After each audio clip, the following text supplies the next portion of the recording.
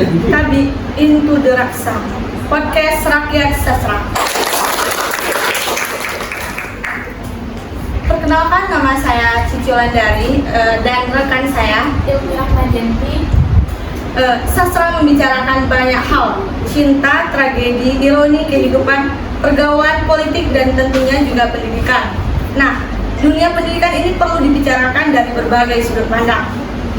Nah, untuk itu kami telah menghadirkan seorang yang dekat dengan dunia pendidikan itu sendiri.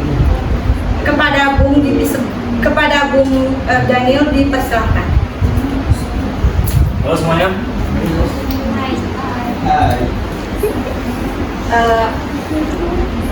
Barangkali perkenalan dulu ya, Bung. Baik Kak, perkenalkan teman-teman sekalian, nama saya Ahmad Daniel Putra. Saya seorang mahasiswa pendidikan Bahasa dan Sastra Indonesia di Universitas PGRI Sumatera Barat. Oh, dari kampus pendidikan ternyata. Iya. Kebetulan sekali ya, Bung. Tentu Bung di sini sudah memahami konsep dunia pendidikan Indonesia saat ini, kan? Ya, konsep dunia pendidikan Indonesia saat ini. Karena saya berkuliah di kampus pendidikan, tentu itu sangat dekat dengan saya.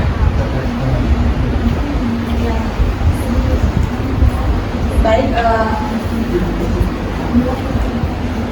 Jadi bagaimana pendapat Bung tentang kurikulum merdeka? Yang membicarakan dunia pendidikan memang tidak terlepas dari sebuah kurikulum. Pendidikan Indonesia itu sudah melampaui atau sudah melewati lebih dari 1, 2, 3 kurikulum. Nah, kalau untuk membicarakan kurikulum merdeka itu sendiri, menurut saya itu perlu dilakukan riset yang mendalam. Bagaimana kita sebagai pelaku, pelaksana, dan juga yang terdampak. Nah, kalau untuk konsepnya kurikulum merdeka itu sendiri, menurut saya sejauh pengalaman sebagai mahasiswa di kampus pendidikan, kurikulum merdeka itu adalah pembaharuan atau maksimalitas dari kurikulum 2013. Nah, menurut Bung Daniel ya, sebagai seorang mahasiswa, apa tujuan utama dari kurikulum merdeka tersebut? Ya, di dalam kurikulum merdeka itu ada yang disebut dengan pemantapan profil pelajar Pancasila atau profil pelajar Pancasila. Nah, tujuan utama dari kurikulum merdeka ini adalah mencapai profil pelajar Pancasila ini sendiri, gitu. Yaitu pelajar yang beriman, bertakwa, inovatif, kreatif, mandiri, bergotong royong, berbineka yang global, serta berpikiran kritis. Ini itulah tujuan dari kurikulum merdeka ini sendiri. Kalau menurut Bung, apa sih yang membedakan kurikulum merdeka dari kurikulum sebelumnya? Ini agak sulit dijawab ya, karena perbedaannya tidak terlalu jauh. Sebab di kurikulum sebelumnya seperti kurikulum 2013 dan KTSP juga memuat hal itu. Namun perlu nona-nona ketahui dan kawan-kawan semua ketahui bahwasanya di kurikulum merdeka ini profil pelajar Pancasila inilah yang membedakannya dengan kurikulum yang sebelumnya. Namun di kurikulum sebelumnya seperti kurikulum 2013 dan KTSP juga telah ditetapkan serupa profil pelajar Pancasila ini. Misalnya ada pemahaman karakter, penanaman karakter Pancasilais. Namun yang membuatnya berbeda adalah secara prakteknya. Jika di kurikulum 2013 atau Kurtilas itu ada pemahaman karakter Pancasilais, namun itu hanya dimasukkan dalam FEP, tapi tidak direalisasikan. Sementara di kurikulum merdeka ini sendiri itu betul-betul direalisasikan melalui praktik belajar atau praktik pembelajaran yang luar biasa dengan kebebasan oleh guru untuk berinovasi terhadap pembelajarannya. Kemudian juga melalui adanya proyek-proyek belajar tertentu yang sudah ditetapkan melalui kurikulum Merdeka ini. Jadi kurikulum Merdeka itu emang sangat berbeda atau bagaimana dengan kurikulum sebelumnya? Seperti pertanyaan sebelumnya itu sulit dijawab, namun mungkin saya bisa katakan itu cukup atau sangat berbeda malah. Karena secara penerapan kurikulum Merdeka ini memenuhi berbagai aspek. Aspek pertama itu ada kebebasan pada peserta didiknya sendiri, di mana peserta didik diberi kebebasan untuk belajar dari mana saja.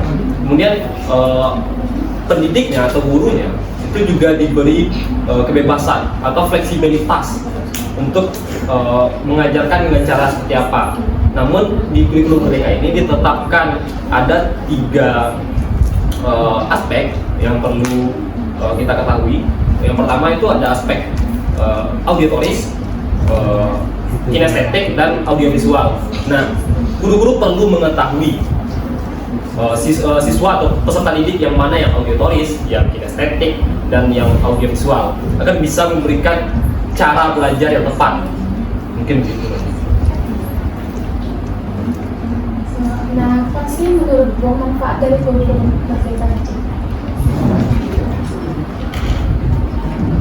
Kalau berbicara manfaat, tentu kita berbicara sesuatu yang berdampak ya,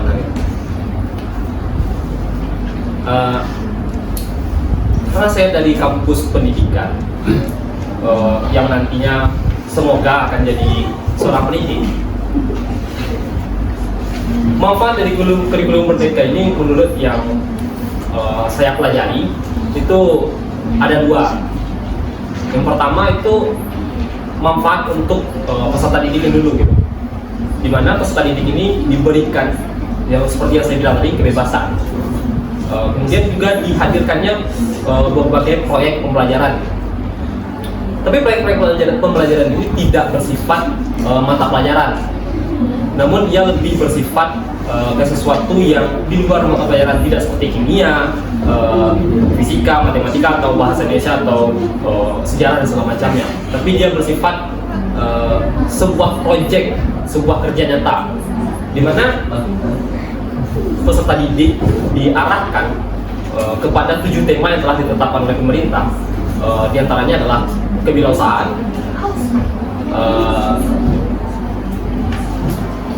bergotong royong, apa lagi ya?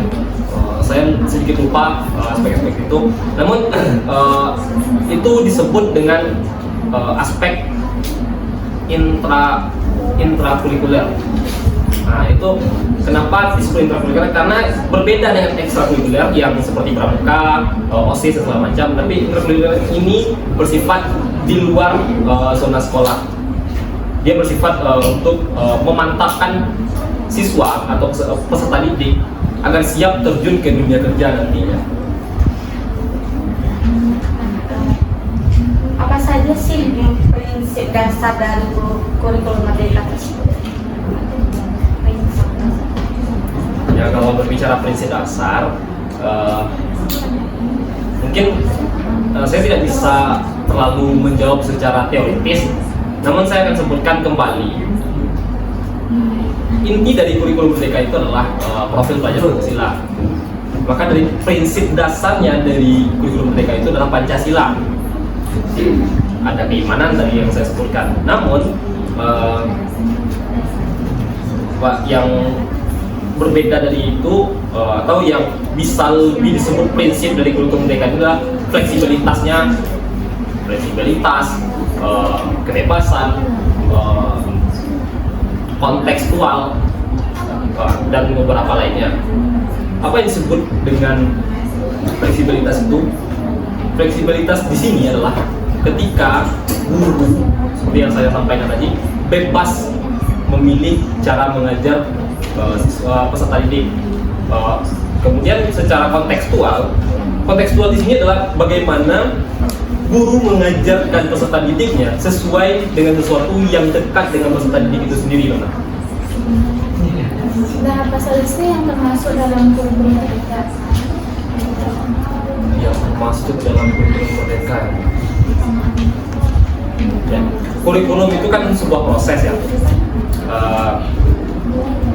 Maka yang termasuk dari kurikulum itu sendiri adalah ada 3 aspek. Yang pertama itu perencanaannya, yang kedua itu pelaksanaan, dan yang ketiga itu bagaimana kita mengevaluasinya gitu. Dalam perencanaannya, guru atau pendidik itu menyiapkan modul ajar, RPP, dan segala macam lainnya. Kemudian dieksekusi atau dilaksanakan dengan cara-cara yang sesuai dengan peserta didik. Kemudian dilakukan pula evaluasi secara terus-menerus agar peserta didik, agar guru atau pendidik itu bisa mencapai tujuan untuk mengarahkan atau melahirkan, menumbuhkan peserta didik yang siap terjun ke dunia kerja. Apa saja sih tantangan yang dihadapi dalam menerapkan kurikulum merdeka bagi mahasiswa? Karena saya masih mahasiswa ya, mungkin tantangannya belum saya temukan gitu. Namun dari senior-senior, dari guru-guru atau dari pendahulu saya sempat berdiskusi. Mereka mengatakan tantangannya adalah keterbatasan fasilitas lah, masalah teknologi lah. Tapi yang saya lihat adalah tantangan yang paling berat itu adalah ketidaksiapannya guru untuk beradaptasi dengan kurikulum merdeka ini sebagai sebuah kurikulum yang baru. Kenapa saya sebut ketidaksiapan mereka? Karena secara mendadak kurikulum merdeka ini hadir menggantikan kurikulum 2013 atau Kurtilas, yang mana sama-sama kita ketahui dalam prakteknya Kurtilas ini sendiri belum begitu sempurna diterapkan, lalu diganti. Nah, ketika itulah guru atau pendidik ini mengalami yang disebut tadi ketidaksiapan. Maka itu terjadi ada proses yang harus dilalui dulu oleh guru ini untuk bisa mantap menerapkan kurikulum merdeka di proses pembelajaran. Menurut Bung, bagaimana sih penyerapan kurikulum merdeka di sekolah? Ya, seperti yang saya bilang barusan juga, penerapan kurikulum merdeka di sekolah itu berbicara kepada aspek wilayah, benar. Karena kurikulum merdeka ini merambat dari daerah Jakarta menuju daerah-daerah di Nusantara atau di Indonesia ini secara luas. Maka titik pertama yang mantap melakukan kurikulum merdeka atau melaksanakan kurikulum merdeka di sekolah adalah Jakarta. Namun daerah-daerah kecil, daerah terpencil itu belum atau mungkin tidak siap menerima kurikulum merdeka ini. Namun daerah-daerah kecil ini juga diberikan fasilitas oleh Kementerian Pendidikan, Budaya, Riset dan Teknologi berupa program sekolah penggerak, di mana ditunjuk satu sekolah menjadi sekolah acuan untuk penerapan kurikulum merdeka ini. Kalau berbicara penerapan kurikulum merdeka di sekolah-sekolah yang ada di Kota Padang, belum semua sekolah di Kota Padang menerapkan kurikulum merdeka itu sendiri. Karena yang seperti tadi kita bicarakan, ada yang tidak siapan, keterbatasan fasilitas, keterbatasan materi dan segala macamnya. Maaf Nona, ini boleh diminum? Boleh, silakan.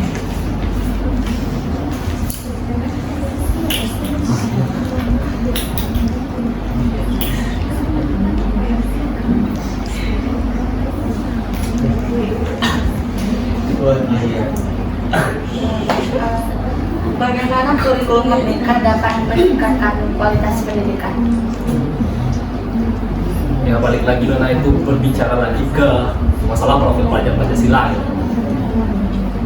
Jika seseorang atau peserta didik itu mantap dalam profil pelajar, pemenuhan profil pelajar Pancasilanya, baik secara aspek sikap, keimanan, ketakwaan, kemandirian, sikap gotong royong yang luar biasa, serta kebinekaan yang global, mandiri dan bisa berpikir kritis, maka dunia pendidikan di Indonesia ini akan maju dengan sendirinya. Tapi nah, perlu Nona dan Bung sekalian ketahui, memajukan atau meningkatkan dunia pendidikan di Indonesia tidak hanya berbicara soal kurikulum itu saja. Lebih luas dari itu, kita juga berbicara tentang aspek-aspek kecil atau lebih private seperti guru atau pendidik itu sendiri.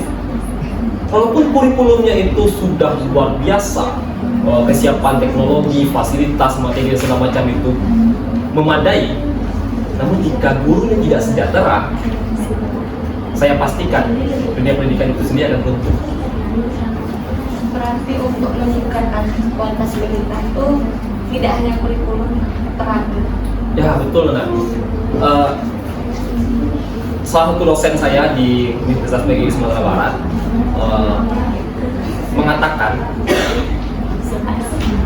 yang terpenting bukanlah di dalam dunia pendidikan ya. Dalam dunia pendidikan itu yang terpenting bukanlah perkembangan dari bahan, materi, atau sistemnya sendiri, tapi adalah aspek yang lebih intens yang seperti kita akan bicarakan, guru itu sendiri. Itulah aspek penting yang mana harus lebih berada di atas daripada fasilitas, teknologi dan segala macam itu, agar dunia pendidikan itu atau pendidikan Indonesia itu bisa lebih berkembang. Pertanyaan terakhir ya, mengapa sih kurikulum Merdeka itu diterapkan di Indonesia? Oh, sudah mau habis ya.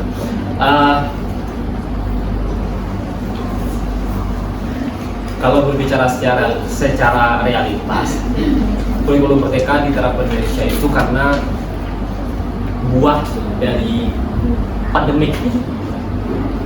Sama-sama kita ketahui di waktu pandemik 4 tahun lalu, seluruh sistem atau seluruh aspek di negara kita, bahkan di dunia itu stuck atau mati total. Begitu juga dengan dunia pendidikan. Maka waktu itu Menteri Kemendikbud itu atau Pak Nadiem Makarim itu meluncurkan sebuah kurikulum new normal atau kurikulum pandemi, di mana kurikulum itu berbasis kepada Zoom atau via online. Kemudian dari situ, dari kurikulum pandemi itu lahir pula kurikulum percobaan. Dari kurikulum percobaan itu ternyata ada pembaharuan terus-menerus yang dilakukan oleh kementerian kita. Kemudian mereka menemukan satu yang cocok, yaitu kurikulum Merdeka ini. Nah, penerapannya itu kenapa diterapkan? Ya, karena untuk memenuhi kebutuhan dunia pendidikan pada saat itu.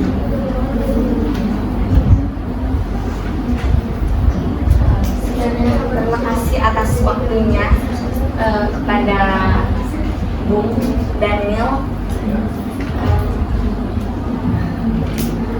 Terima kasih banyak atas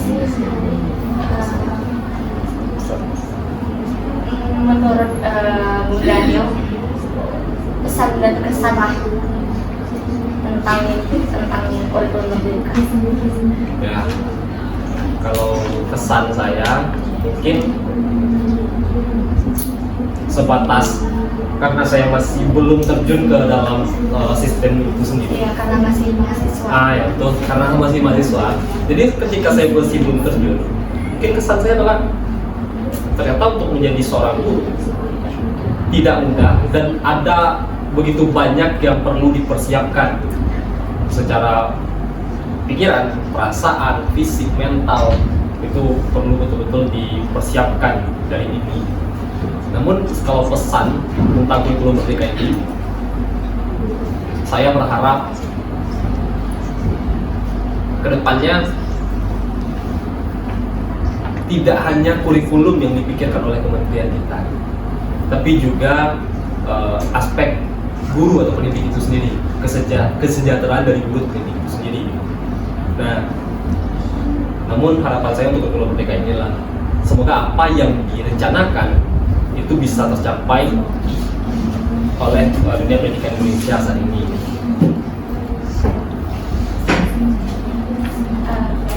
Terima kasih atas waktunya. Terima kasih juga kepada